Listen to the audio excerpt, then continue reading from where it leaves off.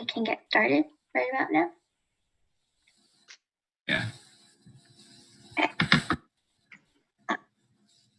Hi, everyone. Hope you guys are doing well. Thanks so much for hopping on. My name's Danielle. I'm this year's president of the Elephant in the Room project, and this is officially our third live stream, but our second collaboration event, which is really neat. Our first one, if you guys watched, was with DHS's Gender Sexuality Alliance, and this time we're so thrilled to be with the DHS's Black Student Union. And we also have some amazing adult panelists with us, some of them DHS staff, some of them not, but I'm so excited to hear all of their insight. And so without further ado, I'm so happy to pass it off to Danelle. Yeah, thank you, Danielle. Hi, everyone. I'm Danelle McMahon. I'm the president of the Dublin High Black Student Union. And here we have six panelists with us today. So I'm gonna have everyone introduce themselves. So I guess I'll just go in the order that I see on the screen right now. So first we'll go off, start with Miss Harris. I think you can introduce yourself. Hi, I'm Keisha Harris. I teach criminal justice at Dublin High, and I'm also a football coach. And then Alexis. I'm Alexis Williams. I'm vice president of BSU. Melina. My name is Melina, and I am the BSU treasurer. Phil. Yeah, good evening, everyone. My name is Phil Tucker. I live here in Dublin. I'm a member of Diablo Black Men's Group, so we've been very involved in educating our young men in both Alameda and Contra Costa counties. I also work with Congressman Eric Swalwell on veterans issues, small business issues, and civil rights issues. Yes. And then lastly, Mr. Parker. I'm Warren Parker. I'm a counselor at Dublin High School, also a football coach. Yes. So yeah, that's all our panelists today. And we did have one who couldn't show up. Her name was Faith Rinda. She was one of the founders of the Dublin Inclusion Project. And she was also one of the creators of the Dublin protest that took place on June 1st. So we're all here on July 31st. I wouldn't say necessarily the prime of, the protests and, the riots that took place on from May 26th and now that just aren't shown on the news a lot anymore. But we chose to, do a live stream 66 days after the first protest because we wanted to show that, the Black Lives Matter movement is not a trend. It's a real movement that is, we're still fighting for human rights for Black people. It's been about, I would say, maybe 7 years since there's been like frequent police brutality incidents. Like the first big one was Trayvon Martin. Well, the one that at least I, remember, because I know, there's Oscar Grant. With Trayvon Martin, after Trayvon Martin, there was a movement that really, it grew. That's, I think, 7 years ago, the Black Lives Matter movement was created by two Black women. And, we're still here today fighting for rights, like I said. So I guess that what I want to do first is just get everyone's thoughts on, like the past 2 months and how does everyone feel about the protests, the riots, like Blackout Tuesday, all that stuff. So whoever wants to go, you guys can start off. So thanks again, Danelle. From my perspective, being a child of the 60s, so I go back even further. Yeah. I was living in Los Angeles during the Rodney King incident and the subsequent issues with the LAPD and some of the reforms. And I remember as a young person your age protesting for things like the Civil Rights Act, the Voting Rights Act, the Immigration Act. And here we are again. And so, my hats off to the Zoomers, as I called you guys, because I think your energy and your intentions, and I'm so impressed with your your knowledge of social media and how you use it, how savvy you are, how well educated you are. And so I have taken on the role of being kind of a guidance counselor, if you will.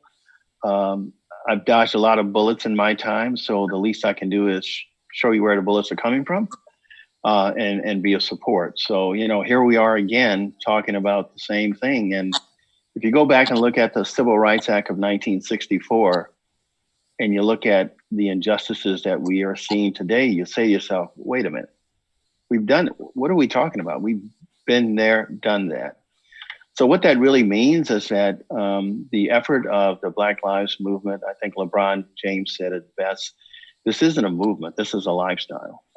And if we don't keep the pressure on, things will become complacent, and we'll 20, 30, 40, 50 years down the road, your grandkids will be saying the same thing.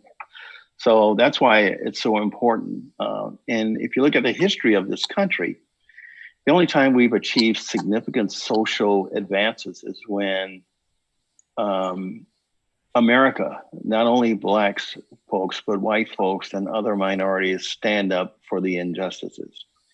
The impressive thing about this movement is it's not just here in the United States, it's worldwide. So as Black people, particularly youngsters, we have an opportunity now that we had back in the 60s, but even a larger opportunity because of social media and the ability to connect with people and the ability to get your message out there.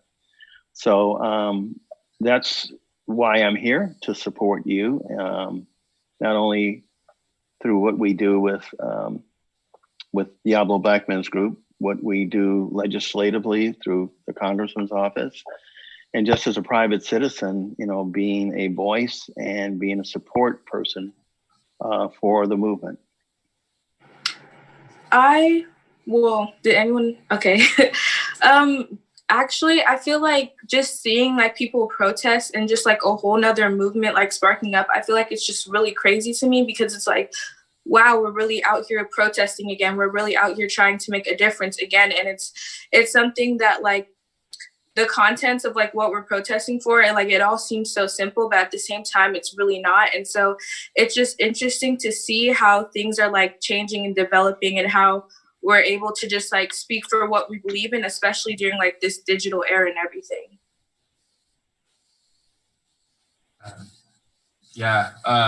I definitely agree with what Alexa said. Like, the fact that we're able to post on Instagram, like we can give people extra knowledge through that is, really, really beneficial to the movement, because like Phil was saying, like, we can't just do it by ourselves. Like, we need allies to, actually make some real change.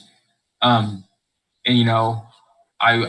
of course, there's been progress since, the civil rights era, but, we still have a way longer trail to complete. So, hopefully it will be through our generation where we no longer have to fight for Black rights.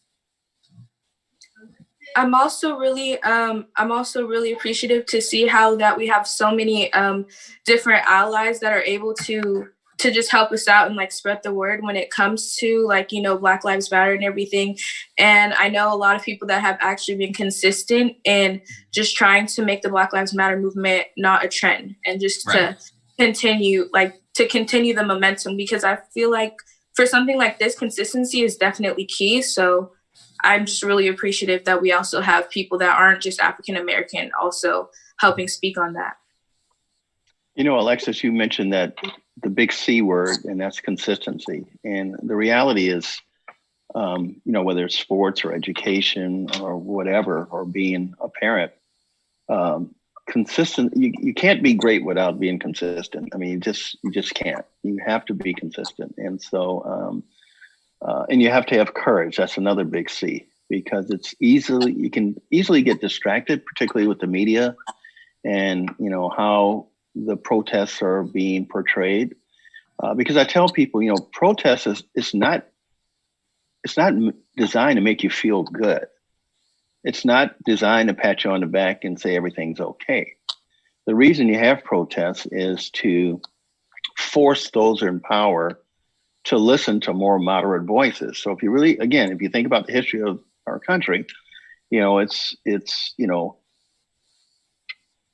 Martin Luther King's effort was kind of winding down a little bit in terms of people listening to his message. And then comes Malcolm X, who had a very different message. And guess what? All of a sudden, people were interested in what Martin Luther King had to say. So you have to push the envelope. I mean, power is never given. It has to be taken. And that's where we're at. Mr. Parker or Ms. Harris, do you have anything to add on or to share your opinions? Well, I agree with Phil with his comments and the comments that other people have made, especially Alexis. It's very heartwarming to see that this has become a global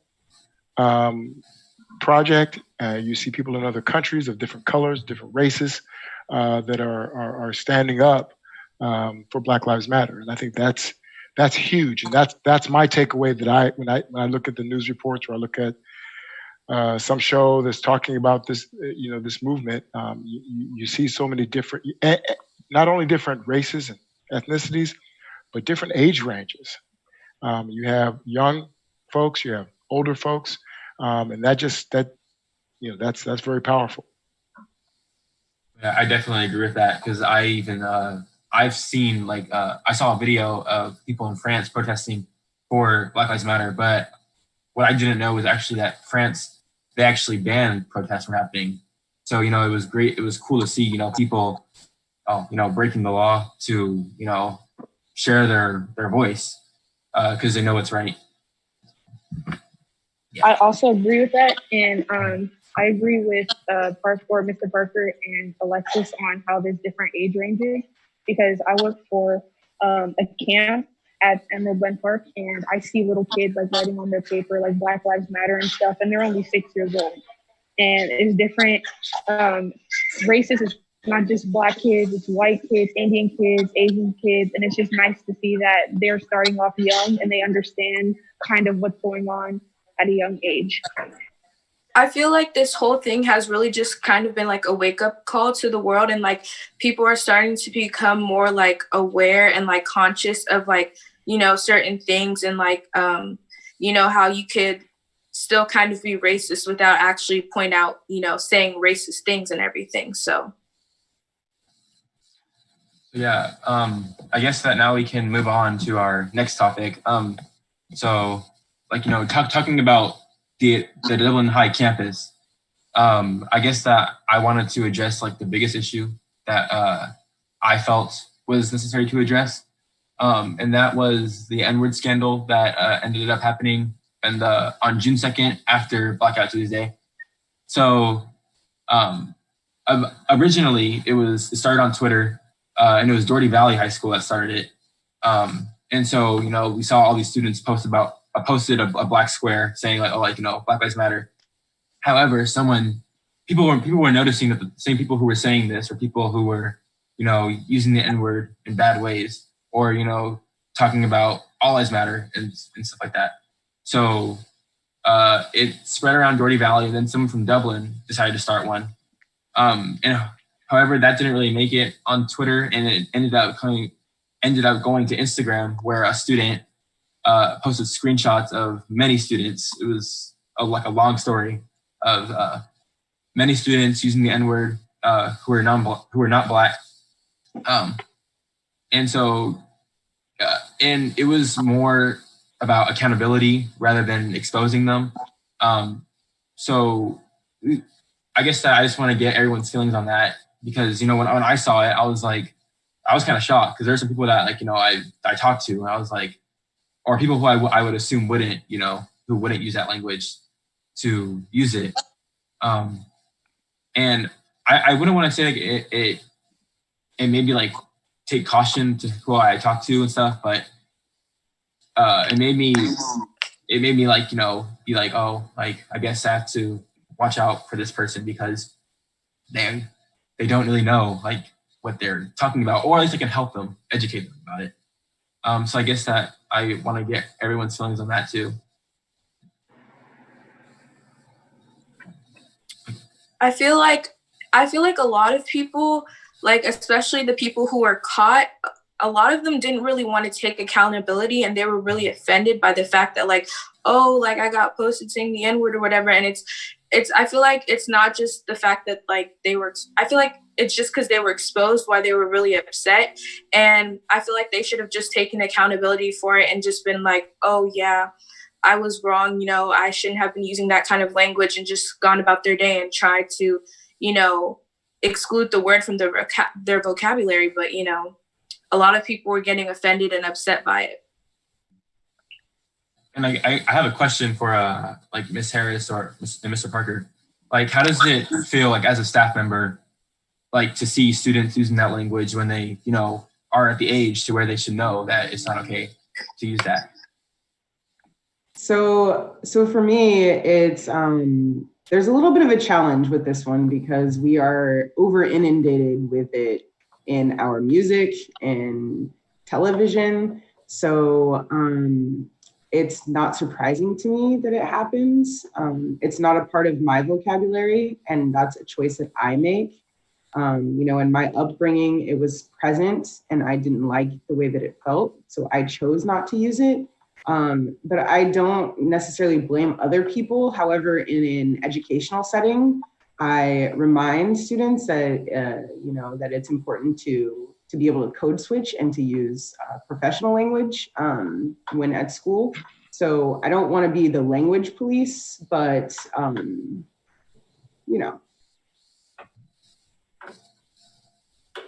That's a very good point. You know, I can tell you that as a football coach, you know, it's I hear it quite a bit. It still sends shockwaves through my body when I hear African American students say it, students that are not African American, student athletes say it, and I always try to make a point of halting them and giving them a brief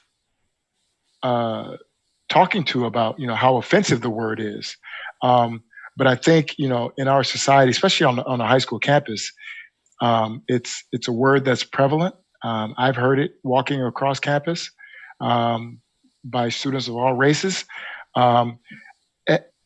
What's unique is that the word has lost its. It still has its deafening feeling, but it's kind of lost its punch because I think the culture that is in the high school now, it's almost accepted. It's an accepted word. It's an accepted verbiage in day-to-day vernacular, right? You hear students singing lyrics to a rap song or you know, or lyrics to a song, and they drop it, and there's no shock value. When I was in high school, especially if another person of opposite color said that word, I mean, it meant a beat down, and that's just how it went. It was just a beat down, and I don't think that's the way it is nowadays. I don't think, you know, and so we have to ask ourselves as an African American culture, is there some acceptance by us? Do we need to get back to that? I don't want to encourage anyone to start fights and things like that, but, you know, have we softened ourselves because our society is so inundated with the word that it's almost, you know, it's almost as common as the word love.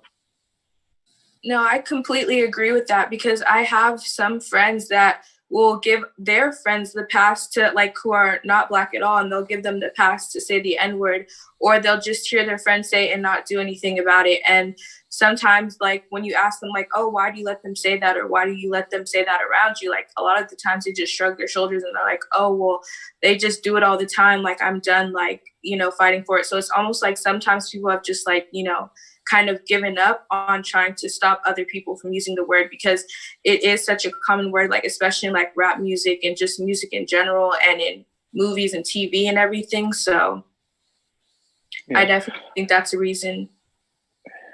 Yeah, so my perspective on that is it's a double-edged sword, because if you really delve into the history of rap music, it's basically exposed a lot of young white kids to the Black experience in many ways. So that's the good side of the sword. The difficult side of the sword is people like myself and Mr. Parker. You know, I grew up in New Orleans, so I've seen Black, or at that time, colored and white water fountains, colored and white restrooms, seating in restaurants for colored only. I mean, I saw this stuff as a child growing up in New Orleans. So for me, the N word is very offensive. And I've had to, you know, really open my mind and try and figure out, okay, where are we going with this?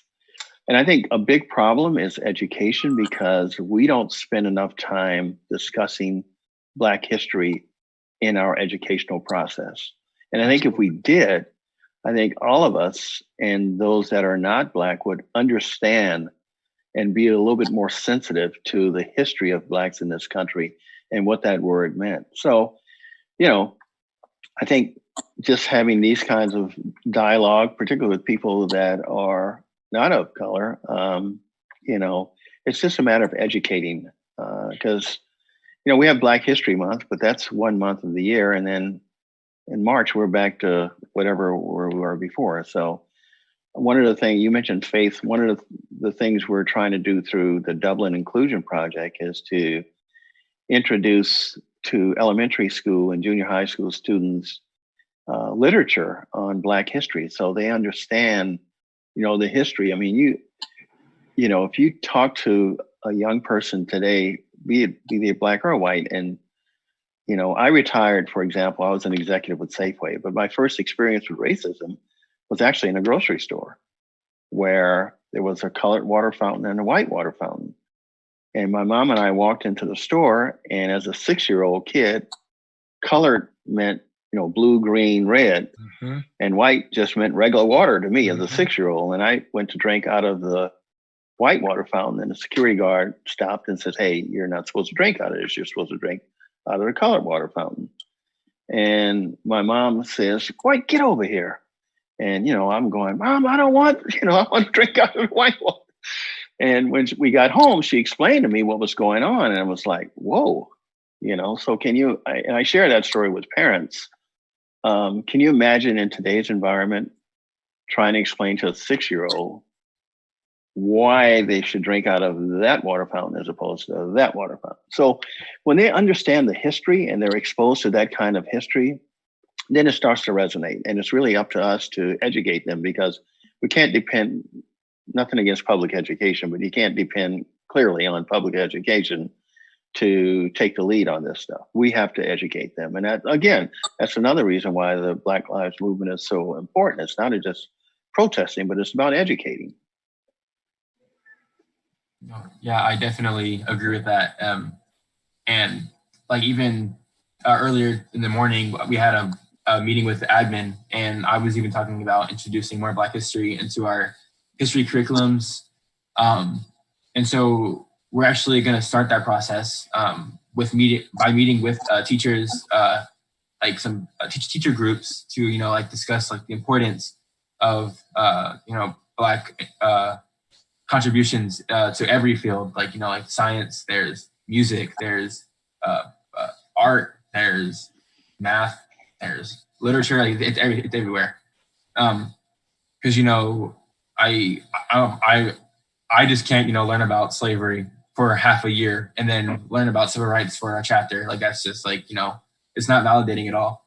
And even within the civil rights movement, you know, like we've already learned so much about Martin Luther King Jr. Like, you know, there's Malcolm X, there's the Black Panthers. Like, what about them? Like when they only get a page in a paragraph in a textbook, right? Like, how does that actually help anyone?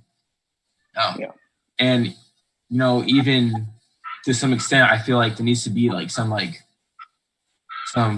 it needs to be blunt, like, you know, if we need to, we can like show like graphic images of things that have happened, because it's not that long ago.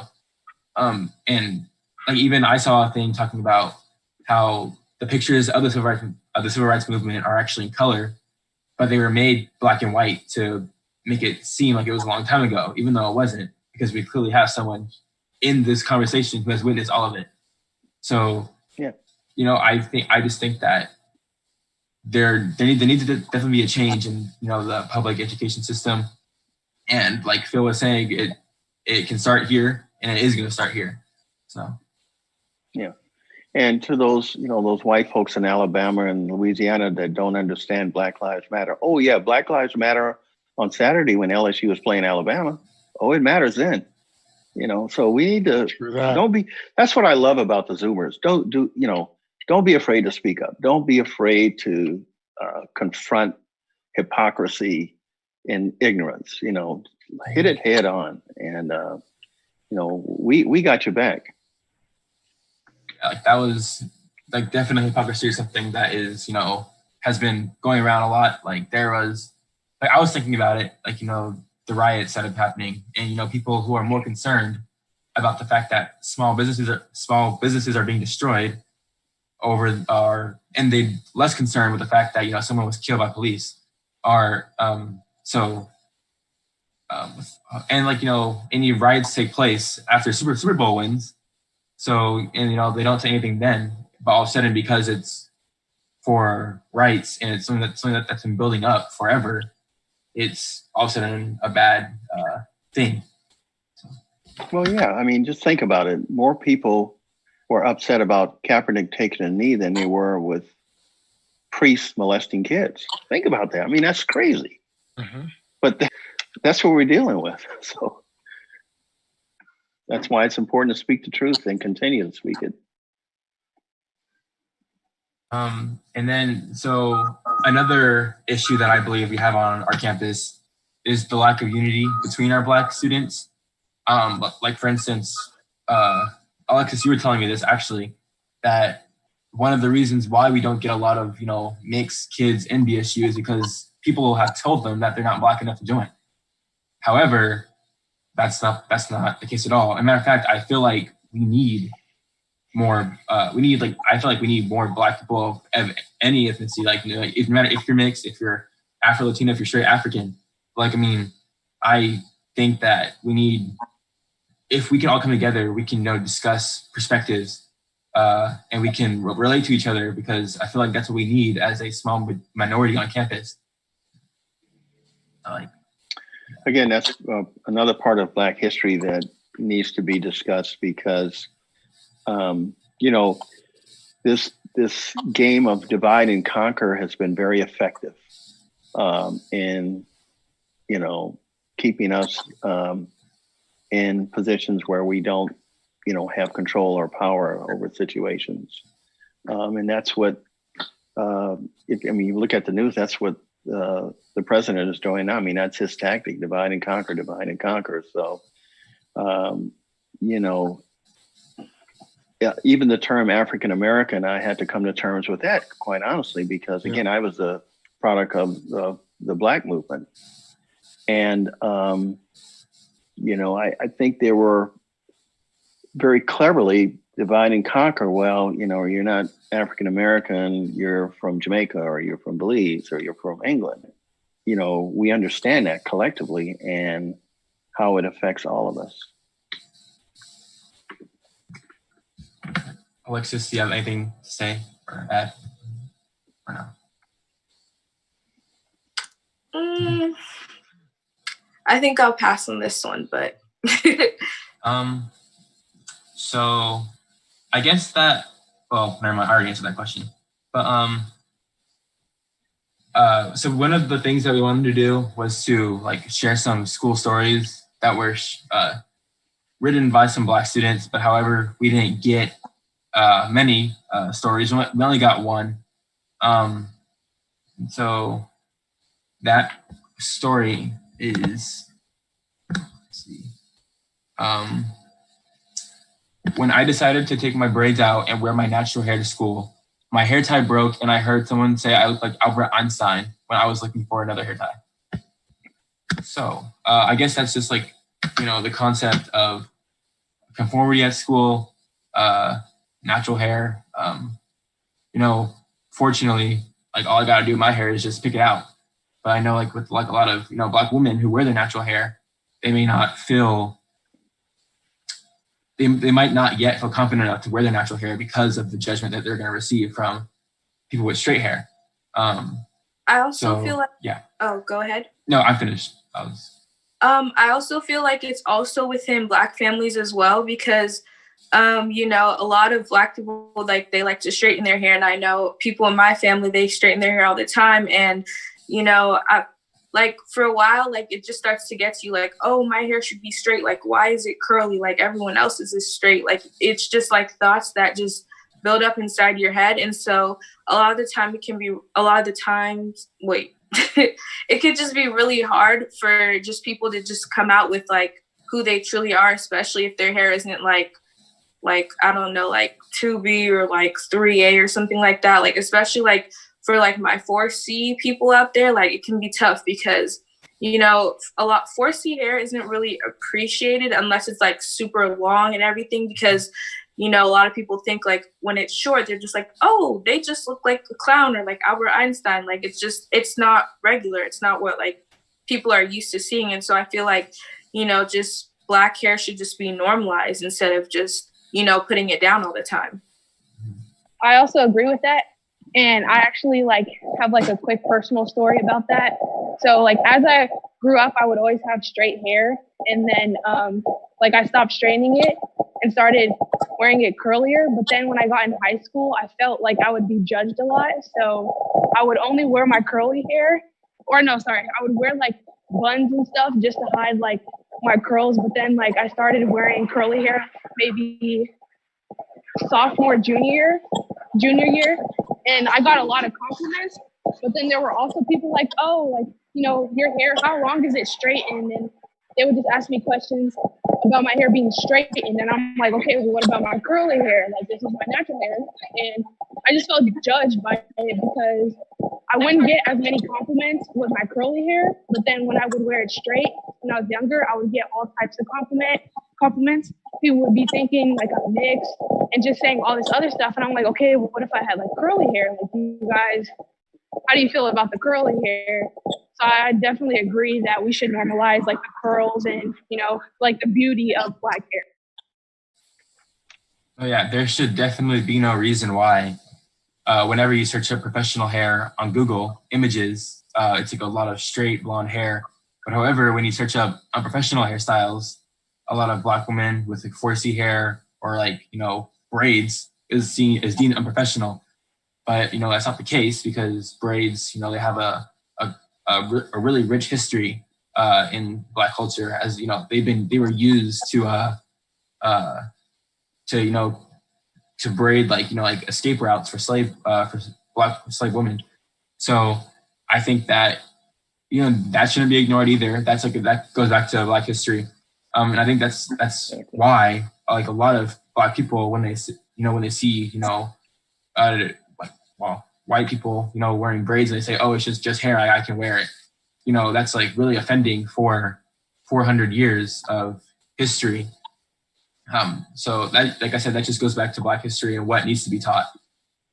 Especially when they will just, especially when like they'll wear the hairstyles and they'll just call it by a completely different name instead of like using its origins and like talking about where it's actually from. And like, instead it's like they're kind of making it their own, and it kind of feels like they're kind of like robbing it from us because, you know, they're not giving credit to the original style. And to piggyback on that, I would say that, you know, most of us receive messaging that is, you know, through advertisements, magazines, that, you know, women are held to white beauty standards. And if you're white, your hair's straight. And so it happens within, you know, within the Black cultures too. You know, you'll, like, for example, the most flack I received in elementary school about my hair was from another Black girl. So, and also on that, you know, the negative end is that you're criticized, but, you know, on the perceived positive end, you're like exoticized, like, oh, your hair is so, wow, I've never seen hair like that before. Can I touch it? So it's really difficult, this hair issue for, I mean, it has been difficult for me to navigate. I'll speak to myself. It's been difficult for a long time. Yeah. And actually, I think it's cool that you brought it up that you received a lot of criticism from Black women as girls as well, because our next topic is the lack of Black unity in the country, and like Phil was also talking about that divide and conquer, and that's definitely is definitely an issue within the Black community in the U.S. And like things like political party is a thing. Colorism is a huge issue. And, like even it's, between our Black men and Black women, they're not united at all. And so I think I wanted to read a quote from Malcolm X. I think a lot of people will know it. And so it's the most disrespected person, woman in America is the Black woman. The most unprotected person in America is the Black woman. The most neglected person in America is the Black woman. And I definitely think that's true because, you have Breonna Taylor. It's been 140 days since she was killed. There's been no justice at all.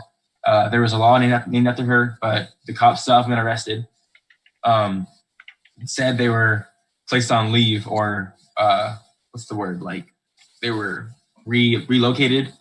What else? There's in the medical field, Black women are 240% more likely to die in childbirth. And one of the most recent killings that has taken place was Alua Toyin Salu. And she was an activist killed by a Black man, even though one of her last moments was protesting for a Black man's life. So, I believe that's probably one of the saddest things I've heard, because it's like, how can you kill someone who's protecting you? And I think that, there's always, besides that, there's a divide, like even in social media, like I saw a group of Black men throw a Black woman in the trash can. It was like horrible. And it's just like where does it, how do we unite each other?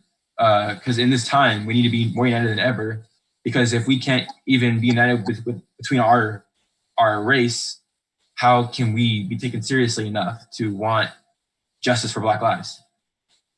So, my question, and it's like we need ideas or something. I don't know, but is how do we unite Black population in America?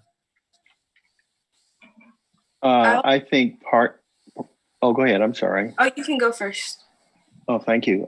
I think again, if you go back in our history, really embracing our culture, so that all elements of our culture, be it music, be it dancing, be it the way we look, et cetera, are united in basically enhancing the various aspects, I should say, of our culture. So again, if you go back to the 60s, it was James Brown and I'm Black and I'm Proud, and everyone rallied around that. And so music, what LeBron James is doing and his platform, and others that carry that kind of weight and that are chosen to be leaders in the community. So I see it percolating. It's not something that happens overnight, but I do definitely see positive signs of Black unity. And when you see someone that doesn't get it, have that conversation, have that tough conversation with them, because I can tell you, we've made a lot of progress for sure, not denying that, but I can tell you from my own experience, when you get into corporate America, it's a different game.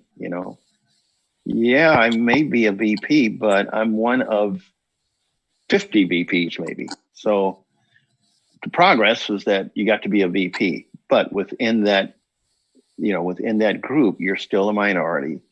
You still have to challenge yourself, whether it's fair or not, to be better than average for sure, at least.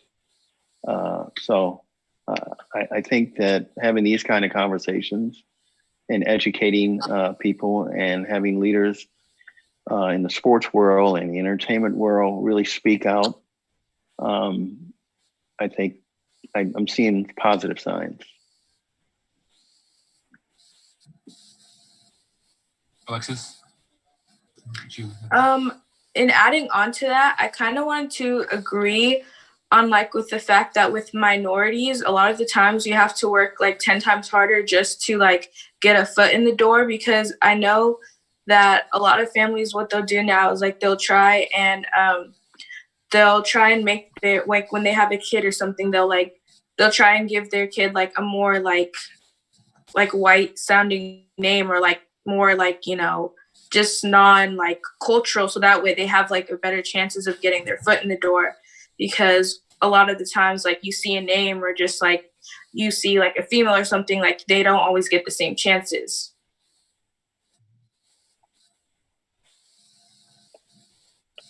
Yeah, like I definitely agree with that. And like, you know, even like my mom, she's an attorney. You know, when she first started as an attorney, she had like a few barriers to break. You know, with one of the judges, she retired now. But I remember when she first started, she came home telling us that like the judge like thought she was like a social worker instead of an attorney. Because, you know, a social worker is like, I wouldn't say a lower rank, but it's like a lower position job than an attorney. What else? It's like, she was also talking about how like her clothes look like gym clothes. And like, you know, it's, she basically saying that she didn't look professional. But, you know, however, as time went on, like she built a reputation, a really good one with that judge, and she was like probably one of her favorite attorneys. So, you know, I think that it does take long to build like a great status as a Black person, but it shouldn't, because I mean, it honestly shouldn't come down to the color of your skin. It should come down to your work ethic, your personality, like, you know, like what you can bring to the job. It shouldn't, it shouldn't, you know, be the color of your skin should not be the main barrier for your success at all. Right. So I just want to add to that in terms of how we unite the Black population in America. I think that, you know, as a people, we need to tell the truth, like be real, honest about the impact of, you know, of the actions, and we need to heal and move toward repair. You know, people are dealing with a lot of internal things, and just like if you're having some experience and someone's denying to you that experience is happening, that has a major impact on you, and you internalize it. It becomes part of your story, and it affects the way that your body responds to things. So, yeah, truth telling, healing, and repair. I like that. Yeah, that's good. That's a great point. And even if we bring it down, because I know a large part of this conversation is about the Dublin High School campus. You know, how do we build the camaraderie and the unity of the Black students on our campus? One student at a time. You know, it's you know, how many of us as African American faculty, students, you walk by a person of color that you've never seen before, and you just walk on by. You never say, "Hey, my name's Donnell McMahon. I'm the president of the BSU. Hey, we have a meeting every other week. Hey, here's my, hey, can you take my number? Or here's our Twitter account, or here's our, you know," that's how you know, that's what we don't do. We, you know, we walk by, you know, each other, and we don't socialize. I try to make it a point, especially as a counselor. I know I annoy people, but I try to, you know, "Hey, how you doing? You know, what's your name? What class are you in? What grade are you in? How's school going? Just checking in." I try to do those kind of things, but those are the little things that, you know, can make a difference. You know, you would be surprised at the number of students that are enrolled at Dublin High School that either count themselves as African American or at least Black and another race. I mean, it's near 250, it's near 300 students. Think about the last Black Student Union meeting we had. How many students showed up? How many students showed up to every meeting on average, right? 6, 7. We had the food event. That was a great event. We had a lot of students show up, right? Right. Yeah. But it's you know, and I think that you and I talked about it earlier. You know, you talk about the things that we want to change as a community, the things that we want to see implemented. We want to see curriculum. We want to see more African-American staff members. And we want to see curriculum change amongst not just history, but music and art and things like that, right? And how do we build that? You build that with numbers and a driving force. Because I can tell you that the 4 board members that are on this call from BSU, you guys are going to get worn. You're going to wear yourselves out if you try to do it all, right? You have a great list of ideas that you have, but we've got to start to put our arms around one another and just and kind of grow together, right? As a counselor, I can share with you that I've often been pulled into some of these meetings where there's been grievances between Black women, Black girls on campus, and it's like the stuff that we were talking about in this meeting. I scratch my head. I'm like, really? Like, you're here to learn, and you're upset, or you're calling this person out of their name because of a Twitter, a tweet, or a Snapchat or something like that. So way along the way, we've kind of lost our way. And I think it all begins with, and I think that you guys are the ones that can do it. But it just starts with that. When we get back on campus, just remind yourself to say hello. Hey, make BSU business cards. Give it out to students with the meeting time or at least the Twitter handle or whatever. Let them know what you're all about. Let them know what you guys are doing, because you guys, in the short time last year, yourself and Acacia and the rest of the group, you did some amazing things. Black History Month was probably the best that I've seen since I've been there. I mean, we played music every Friday instead of the bell. I mean, we had R&B, hip hop, soul. I mean, it was a great feeling. So I think that we have the opportunity to build on those kind of things. So. I definitely agree with that. Like I'm going back. I was thinking about when I was a freshman here, and the lack of Black people that I knew, and I feel like that still, it kind of like transferred to my 4 years here. Like I don't really have a lot of Black friends, I would say, like besides like Alexis and Melina. I don't know any other ones, but of course I know like Black people from like baseball, track, and all that, but I wouldn't say that we would talk out of that. So like thinking of like how I felt at that time, and I was like, oh, I can't really relate to anyone because I don't have any Black person to talk to. Like that's why one of our main goals for the BSU year is to get as many Black people as we can to expand our club. And we were even like talking about like having upperclassmen like kind of link up with the Black lower class, like freshmen, like it'd be like a Black FMP kind of to just guide them around campus and give them the tools to succeed as a minority on campus.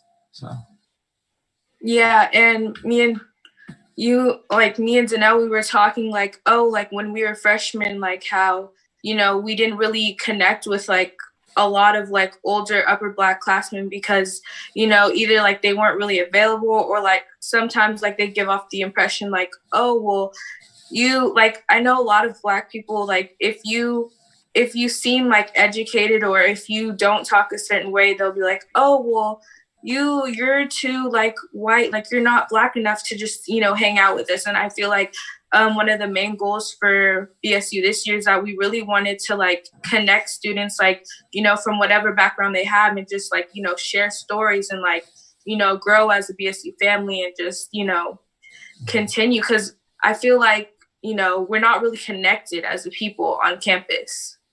And there's a commonality between all of us. Mm-hmm. Whether you are a 4.0 student or a 2.0 student, there are some steps in your life that have been the same as mine and same as Mr. Tucker's, the same as Ms. Harris. There's some commonality, and all it takes is a conversation to find out what that is. Yeah. It's funny because as I'm listening to everyone talk, so last year I was down visiting a friend in Prairieville, Louisiana, and met a lady, and I can't remember her last name, but her first name was Genevieve, and she attended when she was in elementary school, about to go into junior high school, she actually organized the students to meet with the school board, because at that time all it was segregated, and all of the used books would be given to the Black students, and the new books coming in would all go to the white schools.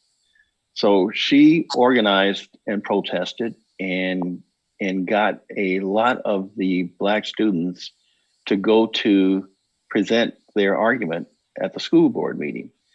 And the way she did that was she started what she called a hello campaign, and something Mr. Parker mentioned earlier.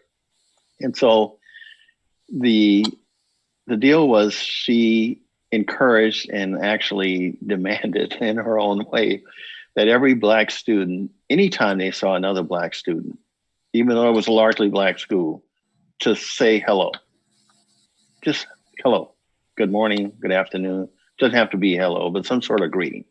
And all of a sudden that started to take off, and people started connecting and asking their names and sharing experiences. And by the time they had the school board meeting, so she was probably junior high, 13-ish. And she spoke for the group. And so one of the white members of the school board says, well, no, that's not really true. She says, well, then why, when I get the books, why are there names in the books? Why are the books marked up? Why are the books highlighted? And nothing to say. She ended up becoming a principal at a high school down in Louisiana because of her leadership and her ability. So, a lot of it involves a culture change, but in order to make a culture change, it has to be really simple. I mean, really simple. And so her little hello, hi campaign or greeting campaign was simple. Yep. And how do you change things? You do simple things extraordinarily well. And that goes back to what we talked about. Alexis brought up that consistency word. And so, don't overwhelm yourself.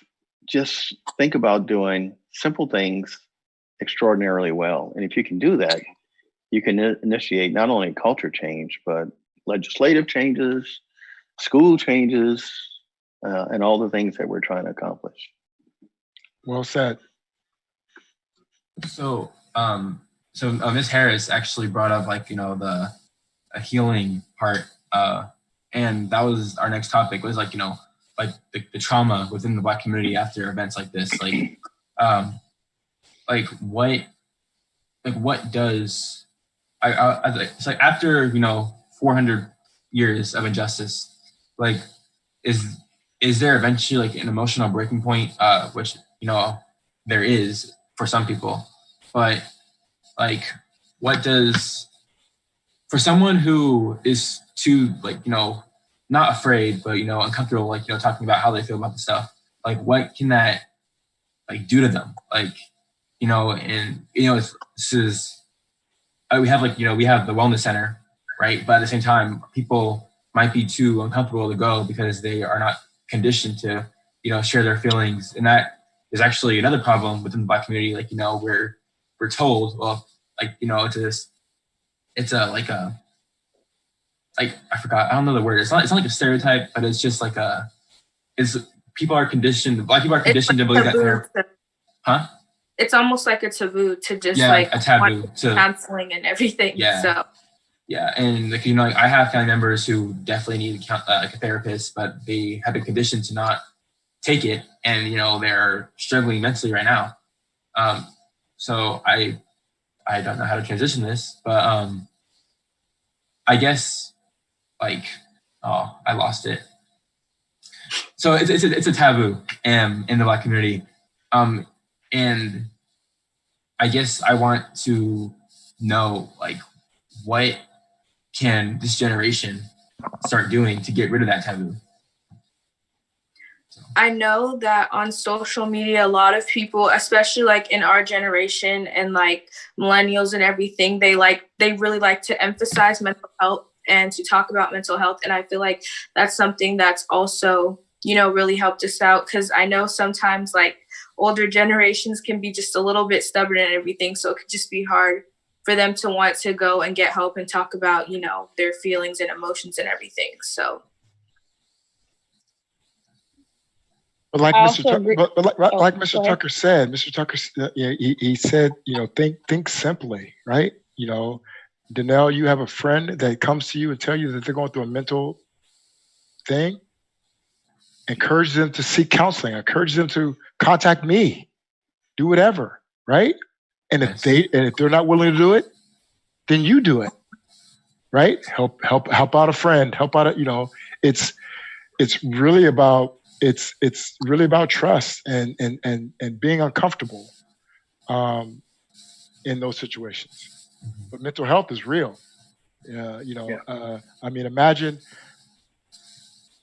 in March of this year, you know, when they said the school was going to be out, I bet you were like, "Woo, yeah, school's going to be out, man. We're going to be on a break."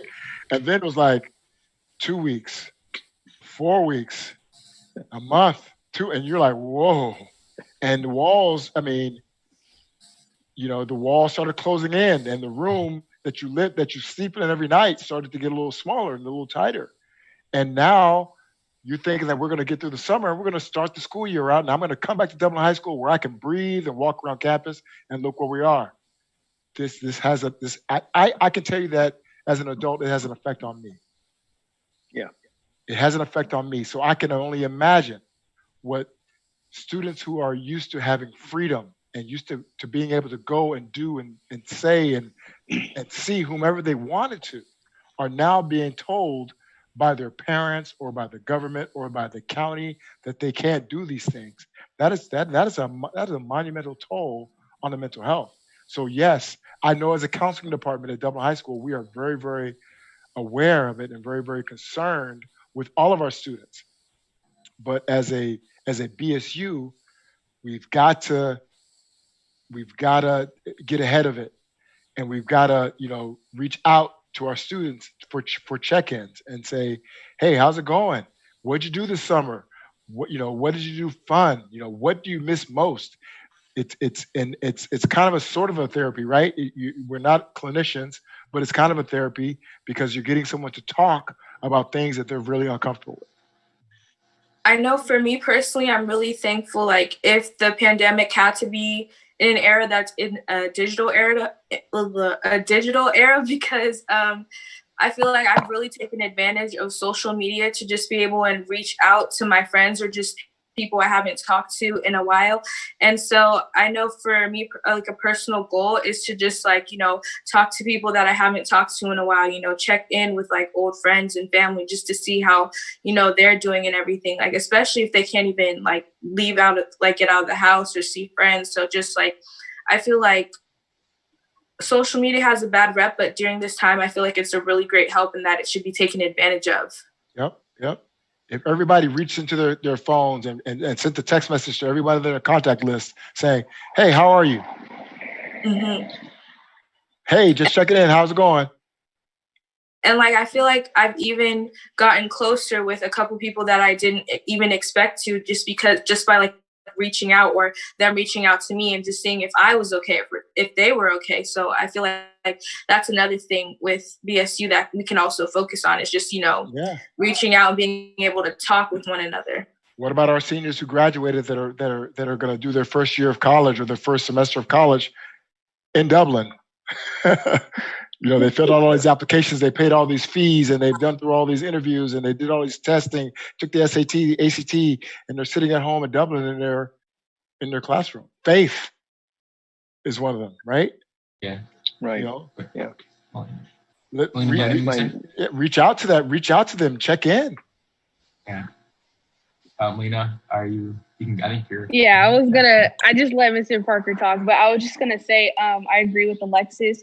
I feel like I've gotten closer with like a lot of people just because at the beginning of quarantine, I was checking on every person I knew, but then like when we kept going, I just kind of like stopped that. And I feel bad just because I know a lot of people either didn't have the courage to, or just, didn't have the time, or just didn't want to because of everything going on and having to basically normalize this. And I have like a one friend, or like maybe 1 to 3 friends that I know that check on me at least once a week. Like one of my friends, they call me once a week, says, "Hey, how you doing? Let's catch up. Let's talk, what's going on." And I just feel like everyone should have that one person that contacts them and that makes sure that they're okay, because a lot of people are going through divorces right now. A lot of people are going through financial issues right now. A lot of people are going, moving. A lot of people are moving right now. So I just feel like there's a lot of stuff going on, and not enough people are checking up on each other and making sure that everyone's good, and just being there for each other when it's most needed. Yeah, and Melina, that's a great point to get that contact from a friend, and I bet you it makes you feel great, and so now I think that also on top of that, now it's time for each one of us to be that one person that reaches out to that one person to make their day, and then maybe that one person will reach out to someone else, and then maybe this thing will come back full circle, and Phil Tucker might get a text message from a friend that Danelle started. It comes full circle. Yeah, we have that. We have that power. Mm-hmm. And that's also what I was doing with my freshmen, because I was the F&P mentor last year, and I'm also going to be one this year. Awesome. So throughout the quarantine, I've been contacting my freshmen, making sure that, they're sophomores now, but they're still my freshmen. Anyways, awesome. I contact them, make sure that they're okay, make sure that they're taking everything easy, especially like my Black kids, making sure that they're okay, how awesome. they're feeling about Black Lives Matter and things like that. So I'd suggest that even if any of you guys haven't done that you guys should start contacting at least one person every week, or it doesn't even have to be every week. It can be like every 2 weeks or just something like that, just to check up on people and make sure that, they're doing okay. Yep. Yeah, I agree with that. And so Elephant in the Room, they helped us find some mental health resources for designed for African-American people, students, or, people. So the first one is the NAMI, it's the African American Mental Health Association. It doesn't say like organization or anything, but then there's Ethel's Club. They have free virtual group sessions, and they are designed to work on Black healing for people. And of course, there's the crisis support services in Alameda County. There's the confidential text message support.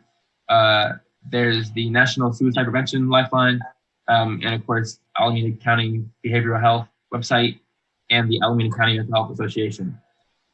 And so our second to last topic, because we have some questions to answer as well. So like, how do we move forward from this? This is a general, question. Like, how do we move forward from, this time where people are becoming more aware, people want justice, and like, for me, like I've always thought that it's important for us to get involved in our own change, because we can't sit around and let other people do it for us, because when they do it for us, it's not going to be what we want. So that's why I'm here, having this conversation with you guys, working with admin, because by doing that, I know that we will get the change that we wanted. And what else? Yeah, that's all I have. So. Well, just what you're doing, organize and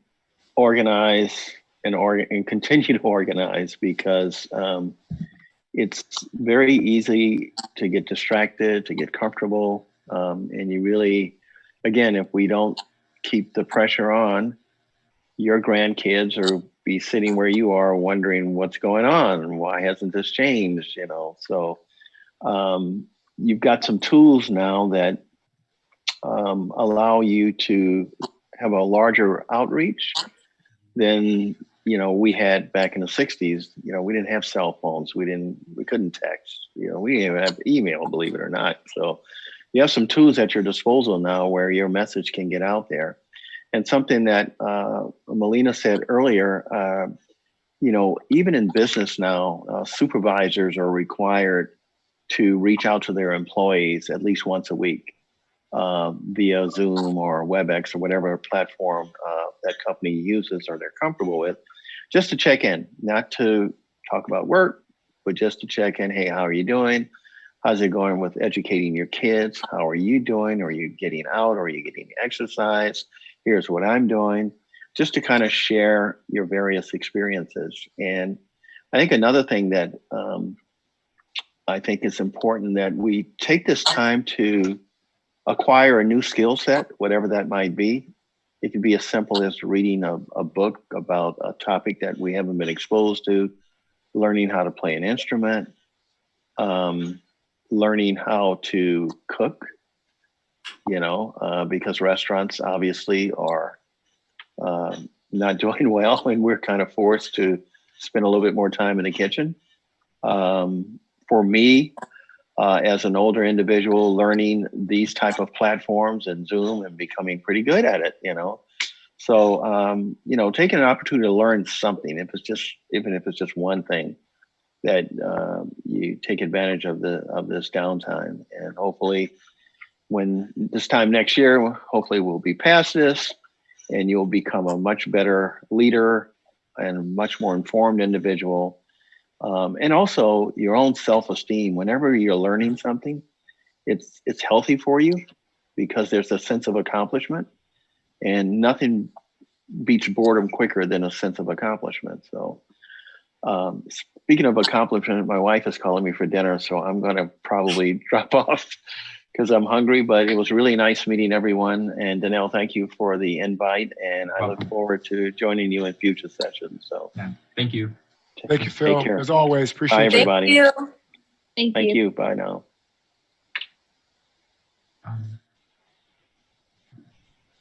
I'd like to jump in. Thinking about how we move forward, I would say be open and willing to having tough conversations, and also listen. Try to listen without reactivity, and to challenge your beliefs. And the last thing is to learn what it means to be anti-racist, embody it, and then educate other people. I really like that. That should be on a shirt or something. Yeah, that's why I was like, so we're coming to the end, and so there were some students who asked some questions for us to answer. So I'm just gonna go. I think there's 3 questions. So the first one is are there any books or movie recommendations that you feel can accurately convey the Black experience?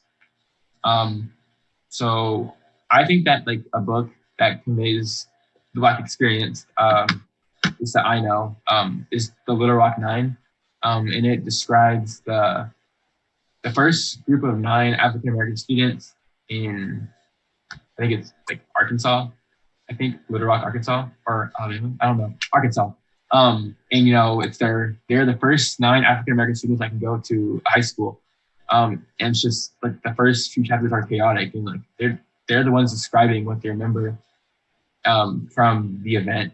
And I remember one of the students went there too early, I think. So, you know, they were being, you know, harassed, like, you know, assaulted by all these white students because they got there too early. And I remember like one of the students was chased down with their mom by some white students. They got like hit with logs and branches. So, you know, like it's a good book, you know, that describes, you know, the first 9 people, African-American students to go to high school, like us right now. I think a good book that I picked up this summer from my kids is called Dear Martin. It's a great book. It's about a student that is about you guys' age. He's in high school. He's a high achiever. but he goes, he's an African-American student at a predominantly white high school, private high school. And he gets involved in some situations where, he gets into some trouble with police.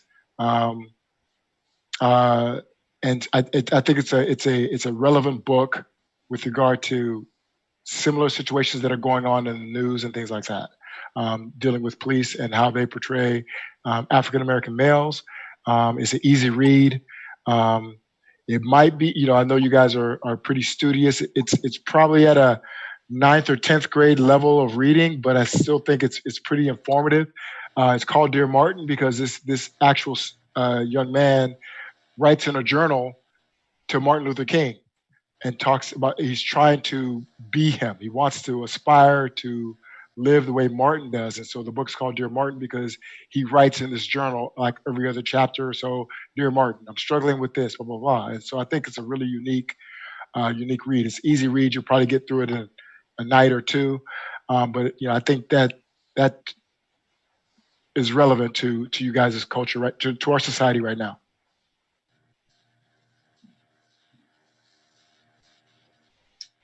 Is there any more? Actually, Phil left some recommendations before he left.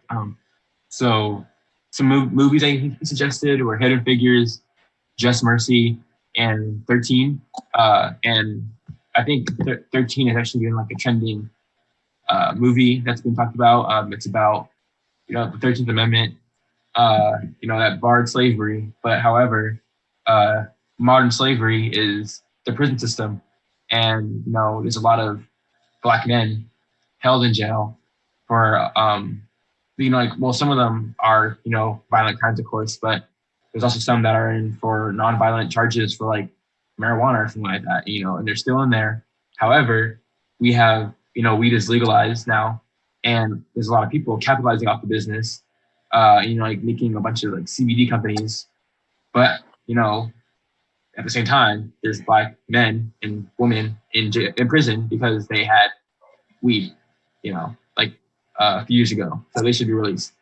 And of course, Hidden Figures, it's about Katherine Johnson and Mary Jackson, and let me make sure I know the other one's name really quick. And Dorothy Vaughan. And they worked for NASA, and they were responsible for the successful orbit around the Earth. And they actually won the space race for them. And then Just Mercy, I think it just came out, and it's about a Black man who was wrongly accused of a crime, and then Michael B. Jordan was the attorney, and the whole movie's about him, hoping he's found not guilty. So it's like a modern day To Kill a Mockingbird. Definitely. The next question is definitely more student based. So it's, can you share small habits other students do that they might not perceive as offensive but actually are? So if Alexis or Melina, you want to answer that one first? What was the question again? It was, can you share small habits other students do that they might not perceive as offensive but actually are? It could be. Oh, go ahead. No, you go first. Okay. So for me, like I said earlier, it'd probably be the hair thing. Where people will say, your straight hair looks nice, but doesn't comment on my curly hairs. Just small stuff like that. That's just a quick thing for me. I completely agree with that. I feel like it's the hair thing, and even it's skin tones. Even within the Black community, some girls will be like, oh, well, she's too dark, or she's too light skinned or whatever. And so I feel like that's another thing that people tend to do and not even realize. Then for me, of course, many people have asked to touch my hair, especially in baseball, because actually I don't know why, but and also one thing that I have been told too is that I'm one of the good ones. It's we have to let go of stereotypes that are, you know, seen in the media. And like, you know, even some of my friends, they like, I say like, oh, because like, so my family, they're from LA, you know, like mainly from like Inglewood and Compton. So, you know, when I say like, you know, like, oh, like, you know, like it's not that bad. They're like, oh, like, you know, they're not like shooting it up or anything. I'm like, no, like it's not like that anymore. Like, it's not like straight out of Compton. And what else? Like, yeah, just, you know, like also stereotypical jokes aren't that funny either. Like I know like that's kind of a habit that people have because racism, or I would say stereotypes that double high are kind of normalized for every race, like, especially like Asian people, Black people, like, you know, like people may make a joke based off a stereotype, but it's not funny, unfortunately. So yeah, those are mine. I think another one for me would be when we would like talk, or like if we talk different, like code switching. I think Ms. Harris mentioned that, and then also Alexis had mentioned that.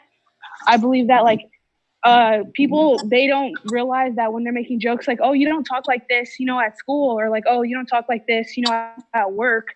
And it's just like, you know, for us Blacks, we have to be professional. You know, for whites, you know, it may not be as hard for them, but for us, we have to code switch. We can't, you know, say certain things. We can't say certain things in a certain way, or else we'll be perceived as ghetto or not from here, or, you know, things like that. So I think people also speak on how we talk intellectually, but they think, you know, they're surprised. They're like, oh, like you talk like that, or oh, you sound white over the phone, or stuff like that. I completely agree with that. And I also feel like it's something that we're kind of just brought up to do, or like, you know, trained to do, because I feel like even when like you hang out with like your Black friends, like if you talk too classy or whatever, like you'll get made fun of, or like you'll be like, you know, harassed by the group. Or if you're with like in a professional setting and you talk a certain way, like it really affects how you're perceived. And so I feel like that's just something that as Black people we're trained to do. Oh yeah, like I don't like. Luckily, like my parents, they haven't like, you know, like really, I don't know, like changed the way I talk. I think I just brought up to talk like this, but there has been times like when I have talked in certain ways, I said things like the main one that I know that I said differently was ask, and I said ax. And so like I've had teachers like correct me, and they'd be like, oh, you're gonna ask me? I'm like, I'm not gonna ask you. I'm just like, that's just how I say ask. But I mean, I changed it because of that. But you know, I guess that's something that's just like not in their place to, you know, tell someone to do, because, you know, it's a whole culture. And even now, like they're talking about considering Ebonics to be a whole new language. Like if you speak Ebonics, if you speak normal English, like then you'll be considered bilingual. Because, you know, some people don't understand Ebonics at all. So which I think is pretty cool that, you know, they're finally accepting, well, they're normalizing, like, you know, dialects that haven't been normalized. So, and then the last question, which I think is an interesting one. Well, you know, you might talk about this one. So it's, how do you feel about the hashtag all cops are bad sentiment that is spreading through social media? Can you explain its intentions for those who might be confused? So, Lena, I know you are passionate about that. So if you want to explain your answer first, you can. Or is she not? Well, if not, I'll give her a chance to come back. But I guess, like, I feel like it's definitely, like, I guess, like a new stereotype forming. Because, you know, like, there's always stereotypes about people, like talking about now, Black stereotypes, there's white stereotypes. And I guess that, like, you know, there's stereotypes about cops forming, that all cops are bad. But I don't really think that all cops are bad. I just think that there is definitely like a taught prejudice, because of course, like there are statistics involving Black people in crime, but that's not, just because that is there doesn't mean it's every Black person. So, you know, when you have people like George Floyd being killed over a counterfeit $20 bill, like that, and also like when you have people like Tamir Rice being shot over having a fake or a Nerf gun, like like that eventually becomes a stereotype. And even like in Dublin, like the police helped us with the protest. So it shows that all cops aren't bad, but like I said, there definitely is prejudice there. For me personally, I don't really like the hashtag, mainly just because I feel like it's misleading, because like you said, not all cops are bad. I feel like it's just like, the common stereotype now, and like with everything going on. And so I feel like if you're going to have like a hashtag or just like a statement or something, it should just be more correct or altered in that way. All right. I so lost connection just now. So can you repeat what you had said? Oh wait, who, me? Yeah. Or like the question. Oh, the question. Yeah, oh, the question. Okay. So the question was, how do you feel about the hashtag all cops are bad sentiment that is spreading through social media? And can you explain its intentions for those who might be confused? Okay. Yeah, this one is directly at me. So for a lot of people know that I want to be a cop. And some people, they kind of look at me funny for it, because they're like, you're Black. Like, why would you want to work for them? Why would you want to be one of them and things like that? And I feel like this like hashtag, I feel like it's not 100% true. I personally know a lot of cops that are not bad, obviously. I know a lot of cops that respect Black people that are Black. I know a lot of Black officers. And I just feel like whoever made that up was ignorant about it and didn't speak or think about those African-American cops, or just cops that, that are good. Because obviously there are good cops in Dublin, there's good cops around the world, but we let these bad cops take over for the good cops. So it's just like, we let this one rotten tomato ruin all of them. And I feel like people don't understand that. And I feel like also that a lot of Black people have not had enough good interactions with cops to understand that they are good, that there are some that are good. There's always going to be bad teachers. There's always going to be bad doctors. There's always going to be, bad people in professions, but we can't let those people ruin the, what's that word called? The what? Perception? No, it's a different word, but I'll just go with perception. We can't let these bad people, ruin the perception of other people, because there will always be good cops. When I get older, I hope to be a good cop. When I get older and have other good cop friends, I know that they're good, and some people just won't believe that because all of the bad energy and bad, interactions that they've had with bad cops. So I feel like we need more interaction with cops. We need more talks with cops. We need, we need to have more of a community with them and have more unity between them, because then this is just going to go on for years and people aren't going to be able to trust cops. And then it kind of gets to a point where it's like, okay, well, what is the point of them being here? Like, what's the point of cops, serving us if we don't trust them? When you call 911, you call the cops, right? You're not calling God, you're not calling Satan, you're not calling anyone, you're calling the cops, and they're always going to do their job. And you just have to believe that, you have to trust that, and interact with them more. And I also have a quick story to share really quick. So when I was working my last session with my kids, I had this Black kid named Jace. And I was told by my coworker that when they would go outside, he would see cops coming around, because they're checking to make sure nobody is at the park. And, he would be scared, and he would jump in the sandbox, and he would, hide and say, are they going to hurt me? And, say all this other stuff. And I'm just like, I wish he would have done that with me, so I can talk to him, Black on Black, and tell him like, hey, not all Dublin cops are bad. And, maybe one day we can take you to a cop that's around here and just talk to him, have a simple conversation. Let him ask you, what grade you're in. Let him ask you what your interests are, just so you can see that not all cops you see on social media are bad. That's pretty much my idea of that. I'd definitely like to jump in on this. So first and foremost, I want to say that I do not agree with the hashtag all cops are bad. And I do want to challenge you guys to kind of think, though, when hashtags are created, it's to make an impact, right? Like it's a big, bold statement, all cops are bad. And when I hear it, I think about the system of policing, right? And that's what we're seeing is that the system of policing, the history, that is what doesn't work. I don't see this as like all individual cops are bad. I see this as referring to systems. And so the intentions of something like that, I think the intention is to shock you.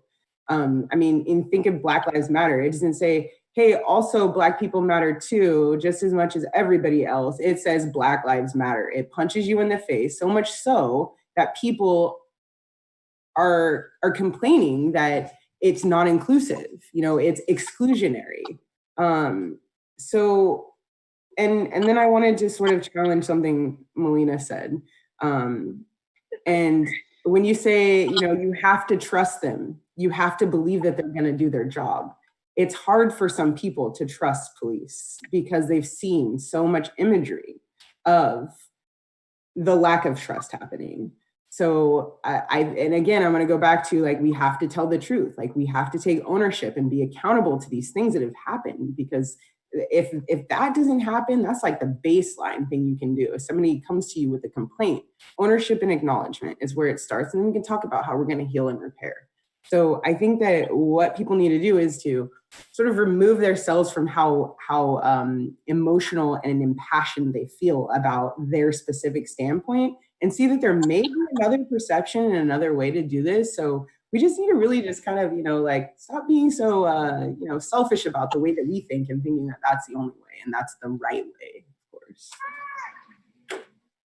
Like, I definitely agree. And even though like Melina was saying, we have to trust cops. I feel like we're kind of like beyond that, like in a sense, to where if I were to see a cop, I was walking down the street or something, I would, not like they would, but just in case they do, try to stop me and be like, oh, where are you going? Something like that. And I always know that I have to kind of be cautionary with what I do and with who I'm with at certain times, because if the stereotypes are there, and they might perceive me to be someone that I'm not, and they might think that I'm doing something that I'm not doing either. So I think at this point, like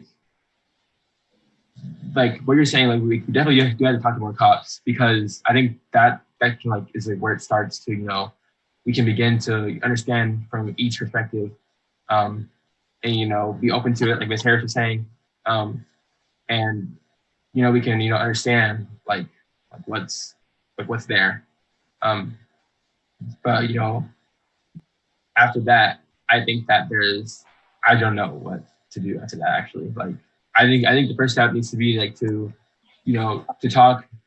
have a police officer talk with us, and then maybe keep doing it. So to build a bridge between, to know that they feel safe in a community where police are.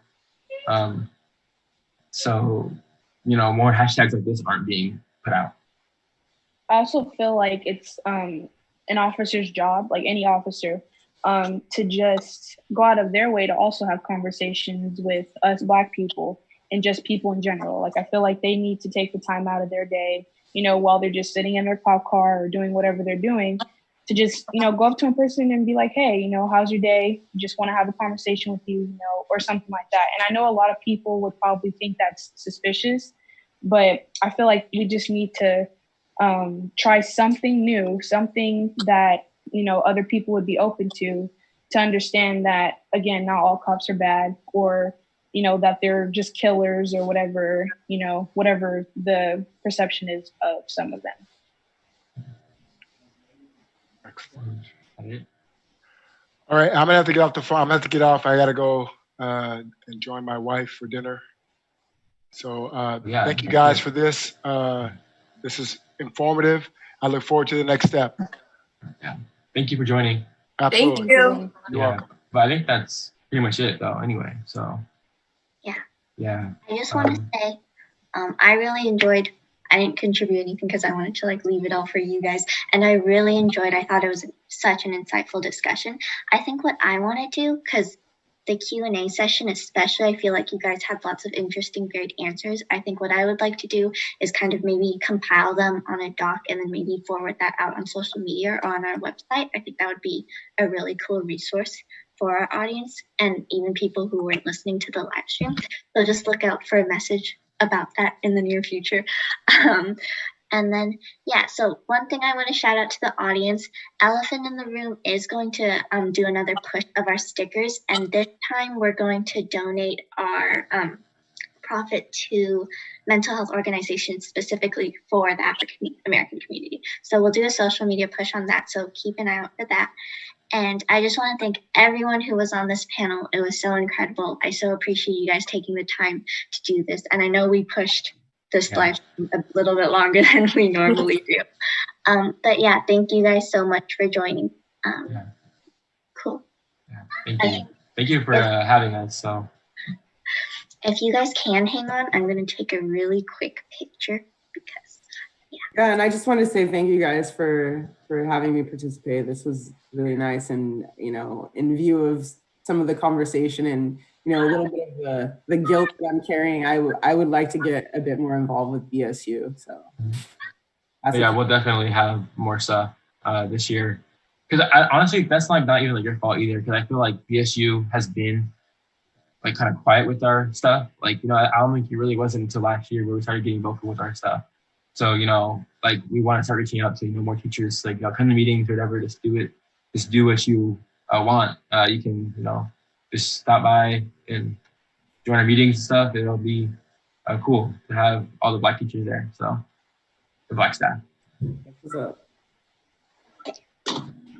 I'm gonna take, I don't know how to take screenshots. I'm just gonna like do this with my phone and pretend I'm so professional about it. Okay, so if everyone could smile. Okay, thank you guys so much. Thank you. This was awesome. Okay. All right, thank you guys. All right, thank you. Thanks. Good night. Good night. Bye.